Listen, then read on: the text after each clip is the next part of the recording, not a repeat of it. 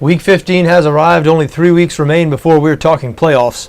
A few of these games caught my eye this week. I'd like to talk about them now quickly. As always, we preview every game in great detail here on BETDAQ NFL, so we do hope you check back with us over the course of the week. Let's talk about a few of these games now, though, shall we? Starting with the Thursday night game, the San Diego Chargers going to Denver to face their division rival Broncos. Denver a 10.5-point favorite on BETDAQ, 53 the total in this game.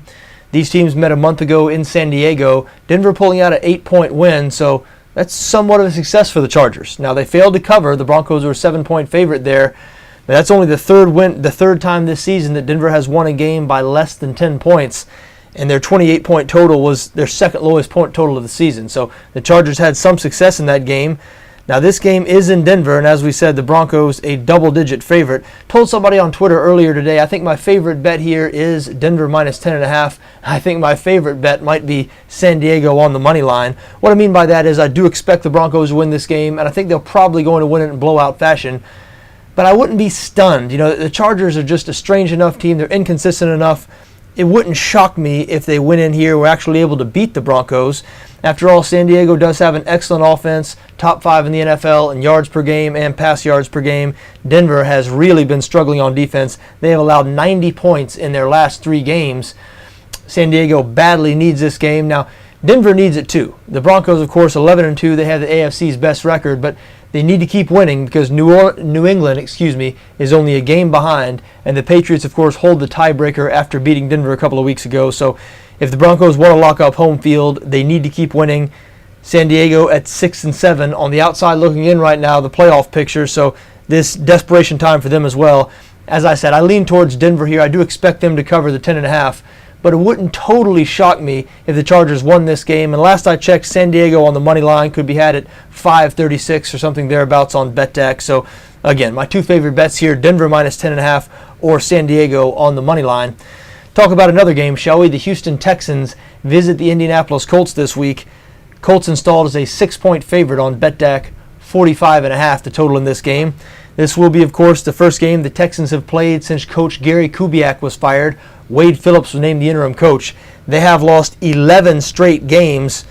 So some people might think this sort of looks like a small number here. Again, Indianapolis only a 6-point favorite. Keep in mind, though, the Colts have not been playing well themselves over the last 6 weeks. 3-3 in those 6 games. Now, one of those wins was over the Texans, but remember, the Texans dominated the first 3 quarters of that game. They were ahead 24-6 late in the third quarter before the Colts came back and won. And Houston, even throughout this losing streak, they've still been playing good defense. The Texans, 3rd in the NFL in total defense, meaning yards allowed.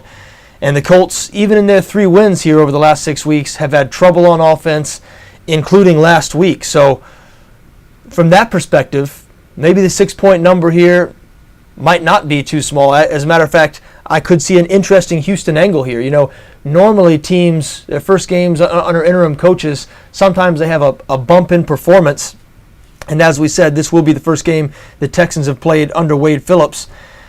They do have a good defense, as we said, and Indianapolis has been struggling on offense. The main thing that's keeping me away from liking the Texans in this spot, other than the fact they've lost 11 straight games, and I've lost several times backing the Texans this season, is the fact they're still going with Case Keenum at quarterback. You know, it's no coincidence that in the same press conference they announced Gary Kubiak was fired. They also announced that Case Keenum is going to be the starter for the remainder of the season. That's a decision that is coming from the top.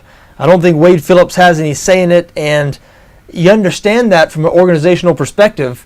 They think they know what they have in Matt Schaub. Obviously, they're prepared to move on from Schaub. Case Keenum is a young guy. He's only made a handful of starts in his NFL career, and apparently owner Bob McNair wants to see what he has in Keenum. Listen, in my mind, I've seen the Texans play several times for the last few weeks. If you can't see what you have in Case Keenum, I mean, this guy has been bad. He just does not look like an NFL quarterback. Undersized, not much arm strength, not much pocket awareness, seems extremely uncomfortable in the pocket.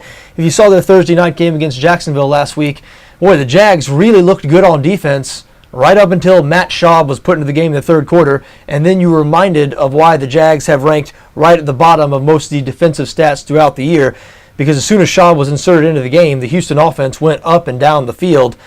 Case Keenum is the issue, and if you're the Texans, if you're going to be trying to win games when your best quarterback is going to be standing on the sidelines, you know, it's like having one arm tied behind your back. So The fact that they're starting Case Keenum, that they're starting a guy who's not the best quarterback on their roster, that doesn't make me feel too good when they're going into Indianapolis to face the Colts. So I do have a Colts lean here -6, even though, as I said, I think there is an interesting Houston angle with the first game under Wade Phillips, how good they've been playing on defense this season, the Colts' struggles over the last 6 weeks. I could see some people getting on board here with the Texans +6.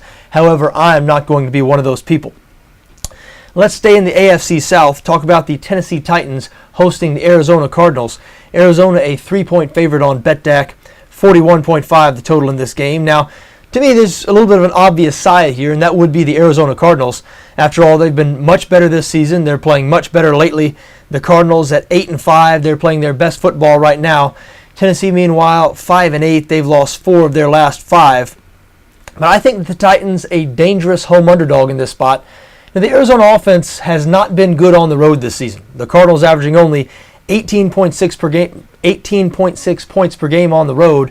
And the Titans have played well on defense throughout the year. Now, last week on the road in Denver, they were shredded. The Broncos piling up 51 points. But Denver has done that to several teams. And you remove that Denver game from the equation, and the Titans have been playing at a top 10 level on the defensive side of the ball. I think they're going to have a lot of success slowing down this Arizona offense. Now, of course, I'm not going out on any great limb saying that. The total here is 41.5. That is extremely low. So obviously, a lot of people think the Titans might have some defensive success. And Arizona, they've got a great defense themselves, top 10 in the NFL in total defense and points allowed. Do expect them to slow down this Tennessee offense. Even though I will say the Titans have played better than I thought they would on offense over the last few weeks since Jake Locker went down. Ryan Fitzpatrick stepped up and done a pretty nice job. Early in the season, when Locker missed his first batch of games, I expected Fitzpatrick to come in and do a nice job. After all, he has plenty of experience as a starter in Buffalo. But he really struggled in that stretch of games early in the season. But now that he's been put back in the lineup since Locker's been injured the second time, he has played much better. So as I said, even though they've been really struggling lately, losing 4 of 5, and they're 5-8 overall, I think Tennessee might be a sneaky play as a 3-point home underdog. Again, Arizona a 3-point favorite here on BETDAQ. Even though I will say, though, that I've underestimated the Cardinals all season, like a lot of people. They've been a surprise team, no doubt about it, at 8-5, and they badly need the game. So going to take a little bit of a leap of faith to get on board with the Tennessee Titans. Not sure I'm going to get there, but that is a game I'm going to be looking at. Another game I'm going to be looking at, the Sunday night game, the Cincinnati Bengals going on the road to face the Pittsburgh Steelers. Cincinnati a 2.5-point favorite on BETDAQ, 40.5 the total in this game. Now, I've been wrong on the Steelers a few times this year. They just haven't been quite as good as I thought they were going to be. I was most recently wrong last week when I was backing them as a 3-point home favorite over Miami. And really, Pittsburgh controlled most of that game. A little bit unfortunate from my perspective. They ended up not covering. But because I've lost on them a couple of times recently, it might be tough for me to get back on the horse this week and back them once again. However, boy, I think they are a very attractive looking side as a 2.5-point home dog. I know Cincinnati's played really well this season, 9-4 overall. They've won 3 straight. But that Bengals offense, much like the Arizona offense we talk about struggling on the road, the Bengals offense, very inconsistent. They've been much worse on the road this season than they've been at home. Cincinnati scored 21 points or fewer 7 times this year. That's a lot of times for a team that is considered to be borderline elite. And Pittsburgh still ranks in the top half of the NFL in total defense, passing defense, points allowed. So I don't look for Cincinnati to have a whole lot of offensive success in this game. And the Pittsburgh offense has really come on in recent weeks. Now, not a whole lot of people have noticed because the Steelers haven't won a whole lot of games. Their last 2 losses have come in heartbreaking fashion to Baltimore and Miami. We talked about that Miami game. I had stopped caring by the time Pittsburgh ran that last play, that crazy 4 or 5 lateral play that Antonio Brown appeared to score on before it was ruled that he stepped out of bounds on the 12-yard line. Again, I had Pittsburgh -3. The Steelers were down 6 points at that time. So even though I was watching the play, I was already mad at Pittsburgh, didn't really care whether Antonio Brown scored or not. But still, that is the second straight heartbreaking loss for Pittsburgh. Remember 2 weeks ago against Baltimore, Ben Roethlisberger's 2-point conversion attempt bounced off the hands of Emmanuel Sanders, and Pittsburgh lost that game by 2. So they're 5-8 now, probably out of the playoff picture. And who knows if they'll be properly motivated. Now, I think they will. I think this game is going to be, in effect, their Super Bowl.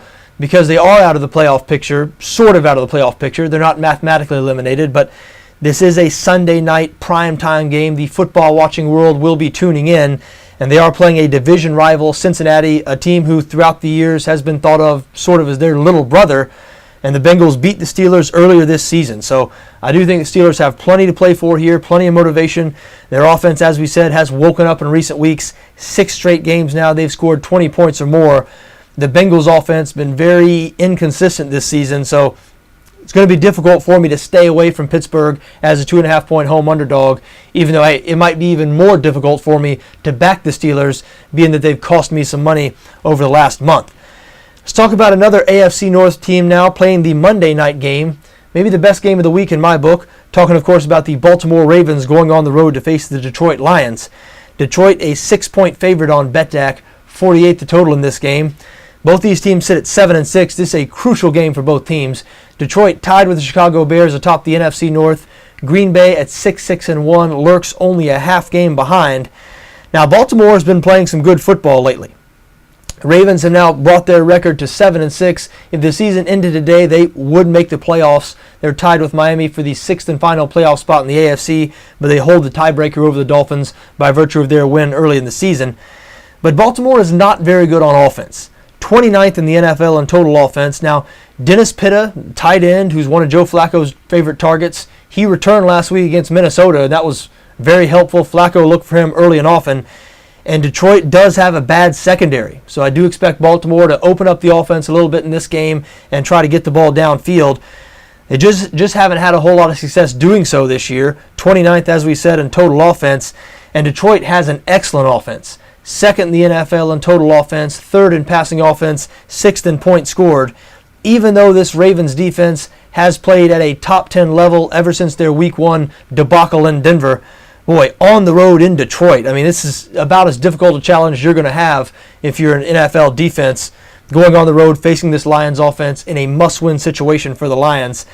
So even though the Lions extremely inconsistent and unreliable, they've lost 3 of their last 4 games, they seem to be moving in the wrong direction while Baltimore seems to be getting better. Sitting here now, and again, things might change. This is Tuesday. This game not going to be played for 6 days, but I do have an early Detroit lean in this situation. Just seems like they need this game badly. They're playing a team that's just not going to be able to keep up with them on offense if this game turns into any sort of a shootout. To me, Baltimore's only chance here is if their defense is able to control this Detroit offense and keep this game, in the mid-20s. So I think if you do have a Baltimore lean here, it makes a lot of sense to also like the under, 48 the total on BETDAQ. But I don't know if I like either one of those bets. I think sitting here right now, I lean towards Detroit -6 and the over in that game. Even though really looking forward to it, that should be, as I said, in my opinion, the best game we're going to see here in this Week 15. Not a whole lot of great matchups in Week 15. Not a whole lot of games between two, playoff contenders. A worse week than Week 14 in that regard, but still, plenty of games we'll keep our eye on. Plenty of money-making opportunities here this week. Of course, we'll preview all these games in detail on BETDAQ NFL over the course of the week, so we do hope you check back with us. Until then, for BETDAQ NFL, I'm John Arnette.